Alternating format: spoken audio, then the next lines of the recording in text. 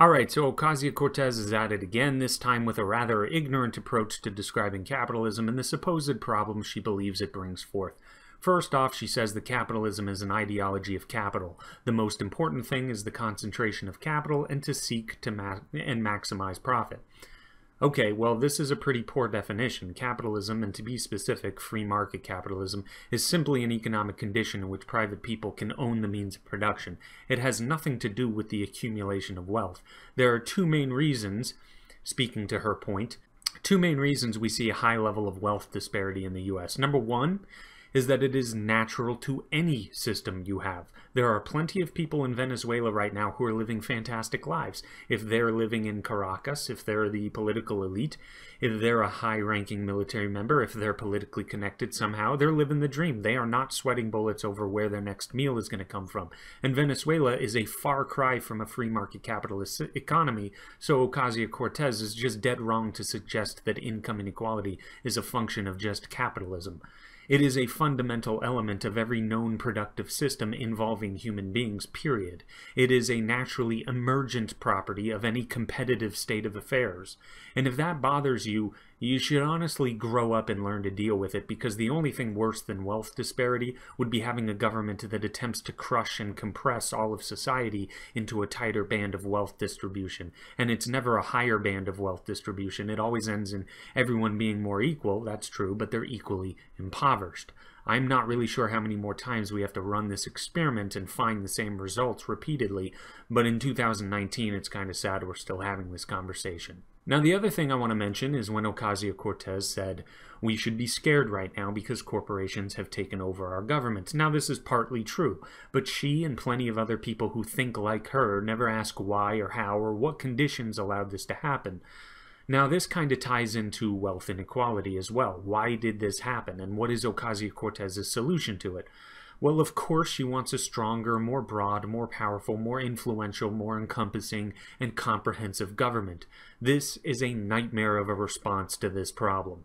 The very reason we have corporations who wield influence over government is because government has the power, and therefore, oddly enough, the instability and inability to be managed correctly, and so it's an easy target to be taken advantage of. For example, the federal tax code, which is a great illustration of just how far-reaching the federal government is, because the federal tax code is 75,000 pages of labyrinthian, winding, twisting, and torturous legalese that no one human being understands in any comprehensive way, so people like AOC want to point out that big businesses may get away with paying no taxes, and they want to make government bigger in order to combat this. This, to me, is completely backwards. What you need to do is what every politician I've ever heard of has said we need to do, not that they ever do it, which is to simplify the tax code. I mean, what you really need to do is get rid of it altogether, but that'll never happen. I'm not under any illusion that it will in my lifetime.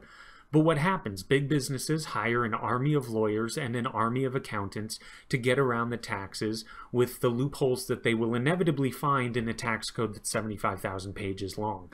Now, good for them, honestly. I would be doing the same thing. But the only reason why this bothers me is that small and medium-sized businesses don't have this option. They don't have the time, money, or resources to devote to this endeavor in the same way big corporations do, and this obviously disproportionately benefits big businesses and increases through coercive means wealth disparity, and it all stems from the government. And that is the only wealth disparity that I don't like. The inequality that comes from violating someone else's rights or utilizing a forceful government. The same thing can be said for regulatory capture. Our regulating bodies have become so swollen beyond measure by the very nature of being a convoluted, complex, and overly elaborate regulatory system. That makes it far easier for big businesses, again, to do what small businesses can't. And that is to influence regulations to help themselves and screw over smaller competitors. So if you're going to complain about wealth disparity, take a look at the actual root of the problem, which is government setting up a system that aids the large and wealthy at the expense of the small and modest. If that is not your number one prescription in this problem, then you are not paying attention. So if, as AOC says, it doesn't feel good living in an unequal society, which sounds very noble but has extremely sinister implications, if you don't like it and you want to decrease inequality, then start with the oversized government that either knowingly or unknowingly doles out favors to the rich. really should be the first thing you think of when it comes to this. But that is all for now. Like and subscribe. It's highly appreciated. And see you later.